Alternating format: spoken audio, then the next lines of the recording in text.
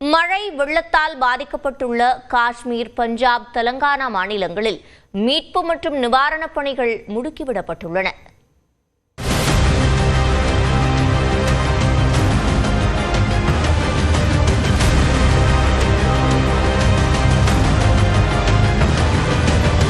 ஜம்மு காஷ்மீரில் கொட்டி தீர்த்த மழையால் சனாப், ஜீலம் உள்ளிட்ட முக்கிய ஆறுகளில் தண்ணீர் அளவு அபாய கட்டத்தை தாண்டி பெருக்கெடுத்து ஓடுகிறது.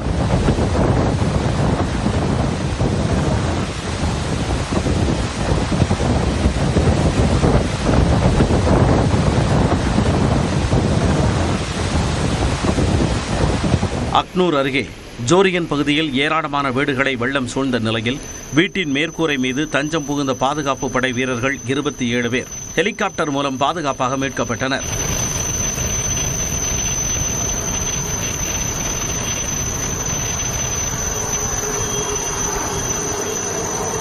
இதேபோன்று ஜம்மு பகுதியில் வெள்ளத்தால் பாதிக்கப்பட்ட மக்களை எல்லை பாதுகாப்பு படை வீரர்கள் மீட்டனர்.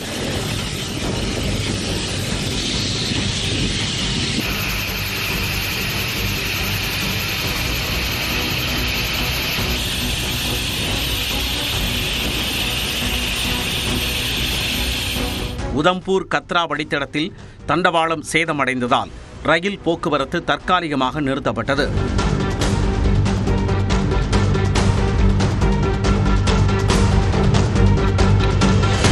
ஜம்மு ஸ்ரீநகர் தேசிய நெடுஞ்சாலை வெள்ளத்தால் சேதமடைந்ததால் அந்த வழித்தடத்தில் 2வது நாளாக வாகன போக்குவரத்து முடங்கியது. உதம்பூர் மாவட்டம் தரம்தல் பகுதியில் சாலையில் நிறுத்தி வைக்கப்பட்டிருந்த கனரக லாரி மற்றும் 2 கார்கள் வெள்ளத்தில் அடித்துச் செல்லப்பட்டன.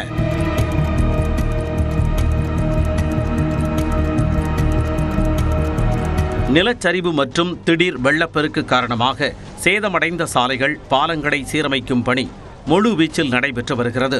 காஷ்மீரில் மழை முன்னெச்சரிக்கை நடவடிக்கையாக பள்ளிகளுக்கு நாளை வரை விடுமுறை அறிவிக்கப்பட்டுள்ளது.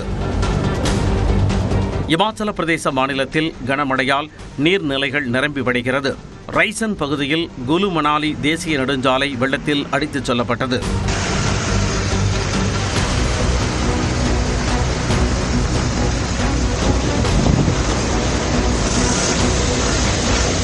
பஞ்சாபில் ஏற்பட்ட வெள்ளப்பெருக்கால் 20க்கும் மேற்பட்ட கிராமங்கள் பாதிக்கப்பட்டுள்ளன.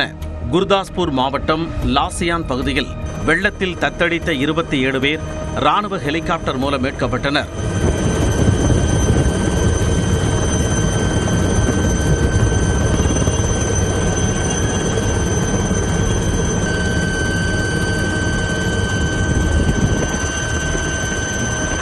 தெலுங்கானாவில் கொட்டித் தீர்த்த கனமழையால் காமாரெட்டி மாவட்டத்தில் உள்ள தேசிய நெடுஞ்சாலையின் ஒரு பகுதி சேதமடைந்தது.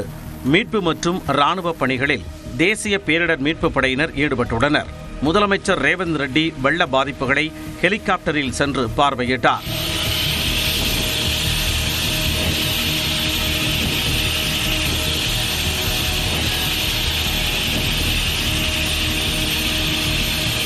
கர்நாடக மாநிலம் பீதர் மாவட்டத்தில் கனமழை பெய்தது. இதனால் மஞ்சிரா ஆற்றில் வெள்ளப்பெருக்கு ஏற்பட்டுள்ளது.